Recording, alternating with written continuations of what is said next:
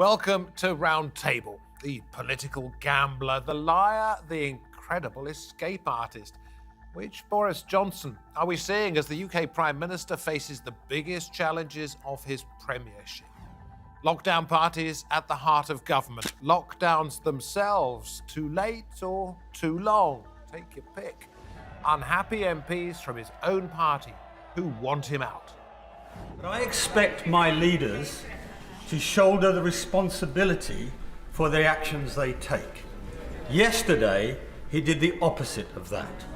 So I'll remind him of a quotation altogether too familiar to him of Leo Amery to Neville Chamberlain.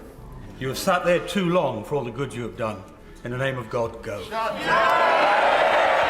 Can Boris Johnson hang on?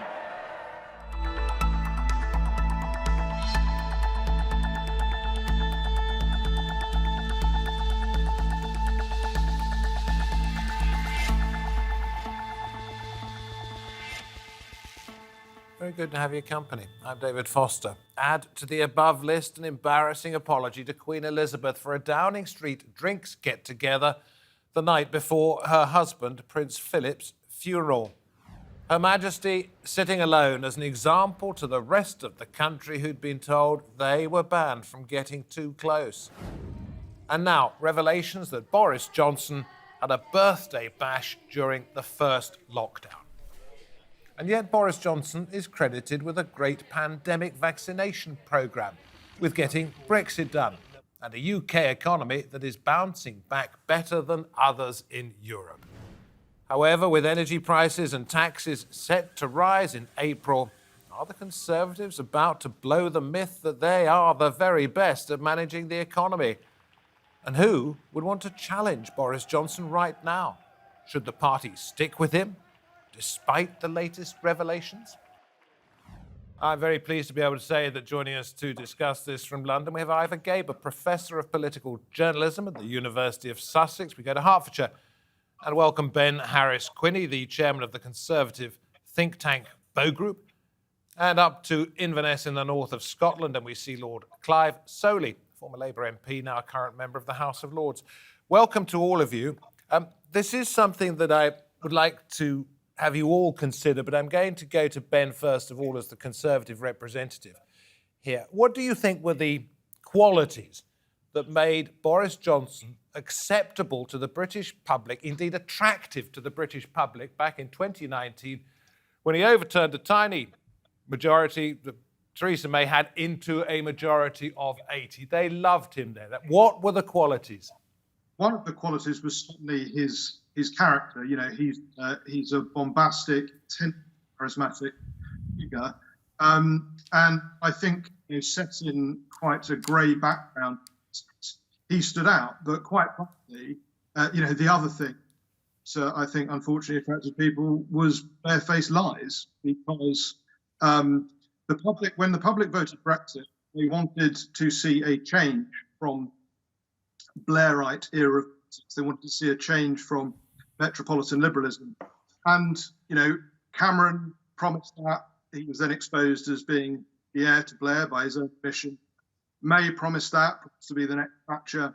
And obviously that was a hollow joke. And then I think people thought with Boris, well, he seems different to the rest of them. Okay, so I'm going to stop you, Ben, because I want to get everybody in at this point. He seems different, or seemed different. Clive, was that what it was? Did he appear to be something that in the end he turned out not to be? I think there's three classic things that Boris did that got him elected. One, he was an optimist, and that was incredibly important. It comes out in the polling. Secondly, he was optimistic about Britain. In other words, he was proud of Britain. And the third one was nothing he could do anything about. He wasn't Jeremy Corbyn. Okay, and has that changed? I mean, obviously, he's still not Jeremy Corbyn. Obviously, he's different to everybody else. He's still, well, on days, he is still optimistic. Has that essential character trait, have they all disappeared?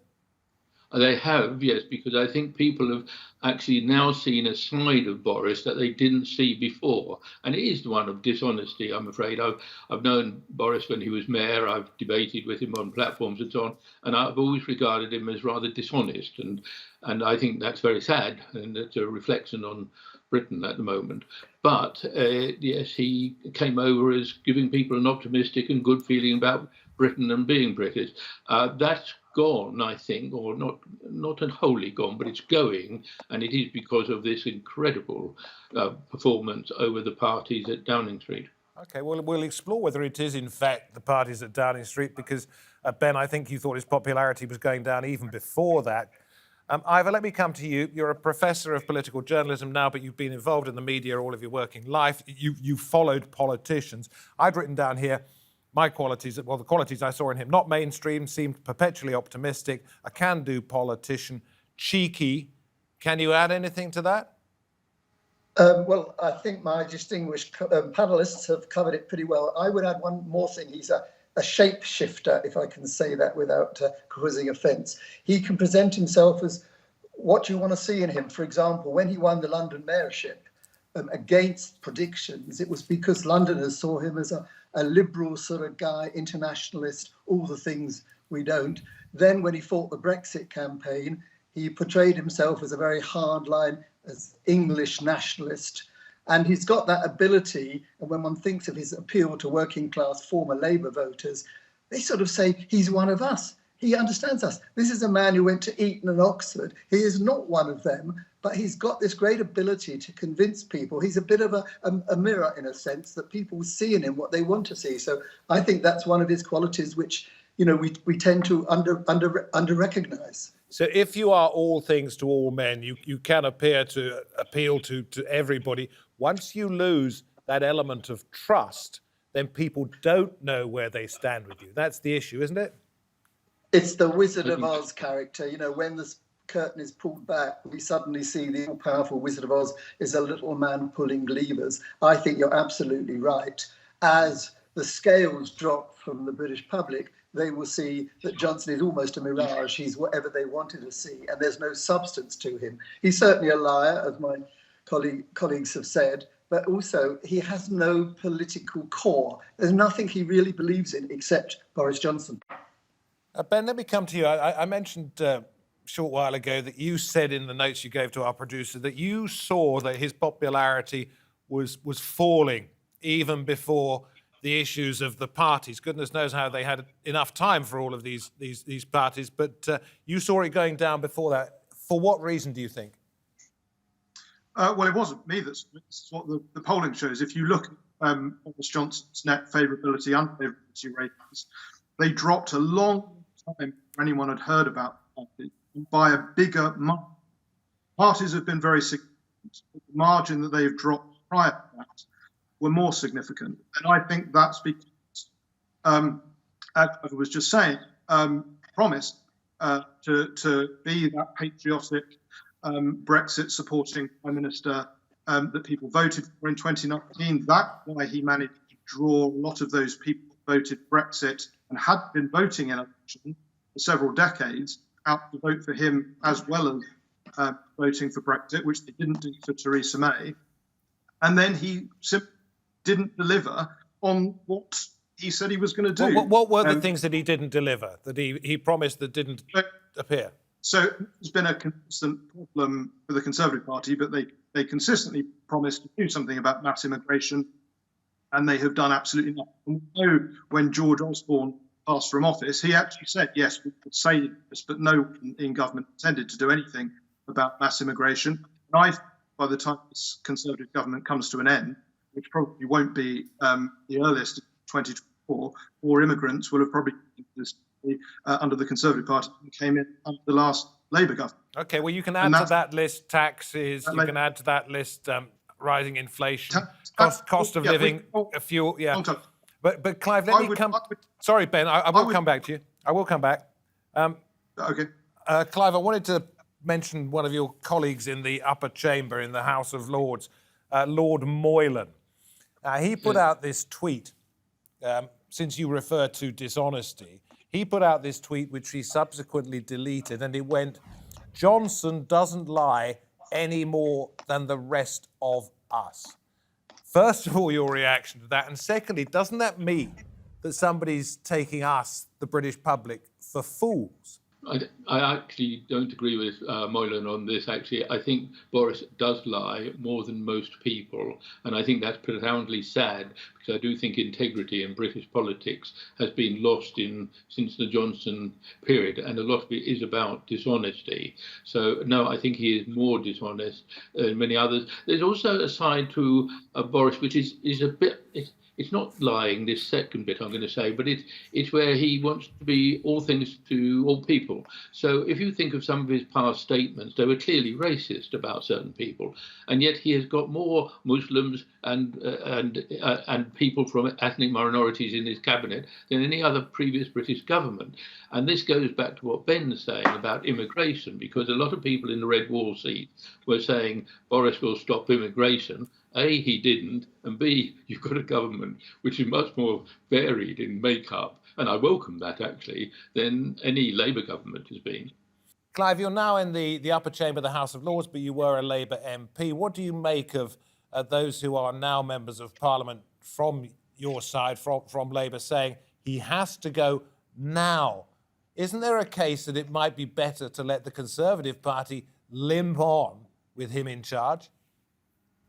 There's a difficulty, because I think any opposition, which is the main opposition party and wants to be treated seriously, has got to come to a point where it has to say what should happen next. And when all of the details came out about the activities in 10 Downing Street, really, I think there was no alternative other than say he should resign. So I think they're right to do that. You can argue about whether it's better if it's left a bit longer or whatever. But frankly, I think it's very hard for a major opposition party not to call for resignation when it gets to the stage it got to with the problems in Downing Street. You see, what I'm wondering, perhaps, Ivor, is if in fact Clive says you've got no choice but to ask for the resignation. And he was pretty slow in doing so, it has to be said.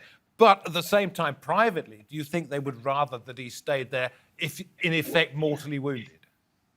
Well, Clive's quite right. An opposition has to seek at every opportunity to seize any opportunity there is to get into government. But I think the best result for Labour, and this is cynical, but it's a cynical game, is for Johnson to carry on wounded. A vote of confidence that he narrowly wins, he limps on, and that for Labour would be the best alternative. Because if you remember when Mrs Thatcher was defeated and John Major took over, actually the electorate saw it as a new government. This is new, this is fresh, and they elected John Major in 1992 against all the odds. And I suspect if there was a new Tory leader, he would or she would be able to wipe the slate clean and say, oh, the days of Johnson are over. So Labour, yes, had to call for the resignation, but hoped it didn't come to pass. Ben, I'm going to come to you on this one, but Clive and Ivor, I'm sure you've got opinions as well. These are the runners and riders as the bookies see it. Rishi Sunak, current Chancellor of the Exchequer, Liz Truss, current Foreign Secretary, Keir Starmer, Leader of the Opposition. That is, of course, if Boris Johnson resigns and calls an election, then the Labour leader could be the next Prime Minister. Then Jeremy Hunt, who stood last time, as did Michael Gove. Those are the favourites. Of course, you could add in Sajid Javid and Priti Patel. But Ben, tell me who you think would be the most logical choice for the party, and actually who you would think would be the best leader from a personal point of view. I think that one of those names would be the best bet for Europe. One, as has just been said, I think if Boris Johnson is brought down or if he resigns, the new government and the new leader need to set a completely new tone and wipe the slate clean. And being senior members of the previous government would make it very difficult to do that. I also think you've got to remember why people voted for Boris Johnson, and that's because they wanted to break with that line of David Cameron and Theresa May. And in the Conservative movement, that is very much still the spirit. And so you can only find that on the backbenches. And, I think that there's a very good chance that you'll get a backbencher that will surge Give us a name who you think might be a possibility, just so that we can say you heard it here first. I mean, a number of names. I would look at people like Soley, Graham Brady, chairman of the 1922 committee, and possibly David Davis. He's a man of some years, but he's been very active. David Davis, who we heard at the very top of the programme saying, "You have to go, in the name of God, you have to go."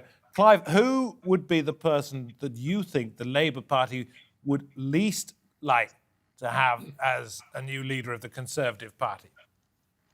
Well, I think Sunak could obviously be quite a challenge, but I think the problem is here, and this is where, frankly, it's in the Labour Party's interest for Boris Johnson to stay on, as Ivor Gaber said. The trouble is, I think the damage to Britain's reputation is so great now, his image with other world leaders is bad, so we do need him to go. And if you're asking me the question of what the Tory party would do, I'm obviously not well equipped as Ben is to say this, but I would say that it seems to be that the Tory party is in deep trouble, and unusually for them, they're very seriously split.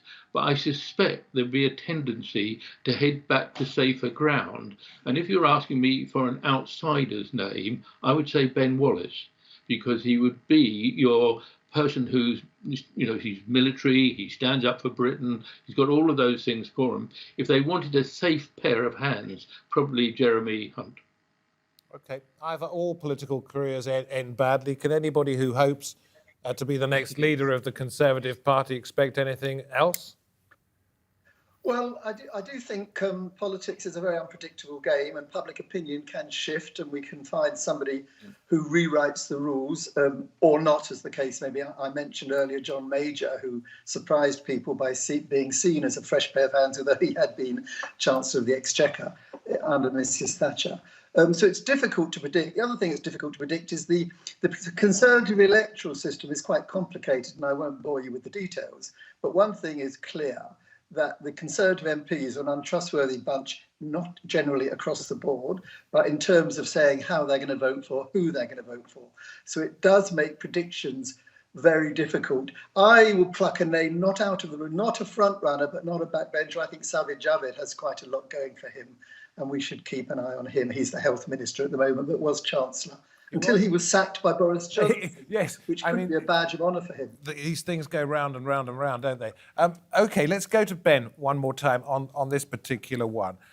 You've heard Ben Wallace mentioned, you mentioned Graham Brady, we've had Sajid Javid mentioned. Who do you think would be the most formidable opponent at the dispatch box against Keir Starmer, who, it has to be said, comes and goes as a good or bad performer? Yeah, I mean, frankly, I think that all of this attacks on Boris Johnson's prosecution of his character has really come from other than Gaber. And in the last PHQs, I think Boris was doing really well against Starmer, and David Davis stood up. So I don't think that Keir Starmer is a formidable threat. And I think there are a number of people that, very easily put against him. I mean, I think it's the balance between getting back to the more stable governments and not quite as colourful as Boris, but also making sure you the public attention. And really, I think that any of the figures that have just been mentioned could give Keir Starmer for his money. OK, if you take the basic character flaws out of this, Clive, such as blatant dishonesty, the fact that he's lied about certain things, not necessarily to Parliament, but he's lied about certain things. But if you take those essential character flaws as have been stated, is there anything he could have done to be as confident with the public now as he was when he won that landslide election in 2019? I think it would be difficult for him to come back on that. I do think he's lost something quite crucial, and I'm not quite sure what's happening with the British public now, but it may be they're looking for integrity, because in a way the British have always been proud of their government, and even if they've seen all politicians as a bit dodgy, they never let be quite proud of British governments. And it could be a time for integrity. I don't know. If so, Keir Starmer could be the Attlee of the 21st century.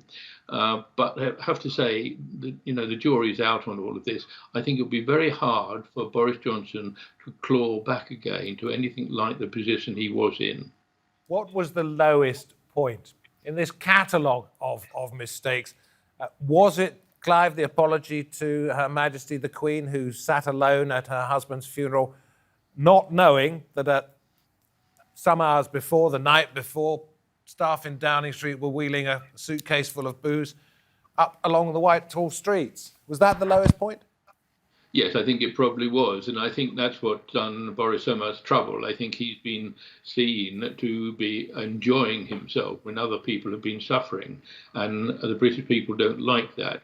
So it's not, nothing's impossible in politics. He could claw back. But I think he's so seriously damaged that he will never attain his previous popularity. And I think he will be at risk with any good candidate. Ivor, this was a man who, when he was a child, said he wanted to rule the world. If he has to go now, would he ever be able to do what Churchill did after losing in 1945 and come back, Churchill being his hero? Yes, and indeed his last book, I think, was a biography of Churchill. I think it's unlikely, but politics is so unpredictable. I mean, even I wasn't around in 1945, but everyone assumed Churchill would win in 1945, having, quote, won the war. The electorate threw him out, but then re-invited him back when he was a very old man in 1951. So never say never in politics, but I think Johnson is going to hit the road doing lectures at 100 grand a time, writing books, making even more money than he's currently making or did before he became Prime Minister. So I think he would just decide, that's it, done my bit, change Britain as he has through Brexit, and will go off to maybe have more children, maybe more partners. Well, maybe that's why he needs the money. Maybe that's why he needs the money. Ivor, Ben, let me come to you. I mentioned the fact that the abject apology to a 95-year-old monarch who was mourning alone perhaps was the lowest point. But what started this? Do you think it was when people found out that he was getting money from others to pay for the refurbishment of the flat above 10 Downing Street and that the costs were extraordinarily high?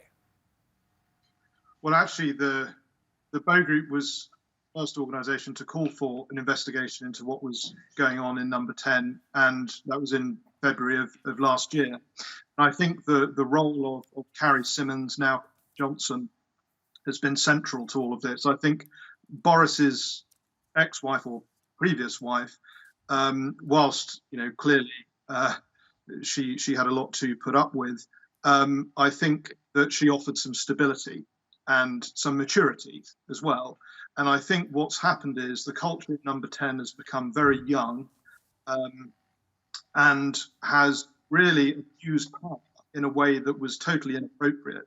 And of course, if that's what's going on in the Number 10 flat at the highest echelons, it sets a tone for the rest of it. So if the Prime Minister's wife is helping these parties, then of course staffers are going to think, well, why shouldn't we have a party staff?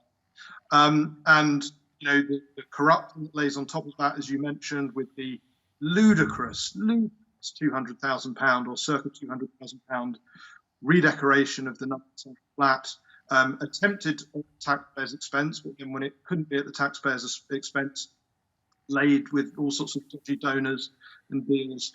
I think that just set a toxic, terrible tone in Downing Street. And of course, it also led to the dismissal of Dominic Cummings, who has now become a major figure in, exposing a lot of the stuff. Who knows where it all began, but I suppose we'll find out pretty soon where it will all end, perhaps also as Boris Johnson, being a student of ancient Greece, might appreciate similarities between him and Icarus, who flew too close to the sun, thinking he was one of the gods. His wings melted and he crashed to Earth. We will see whether that's the case. Listen, thank you very much, Ivor Gaber, Ben Harris-Quinney and Lord Clive Soley. Great to have you on the show. Come back in a few weeks' time, or maybe a couple of months. We'll see when we can talk about who is now running the country. Might be the same person, you never know. Thanks for coming on. Thanks for watching the programme, wherever you happen to be. From me, David Foster, and from the Roundtable team, until next time, goodbye.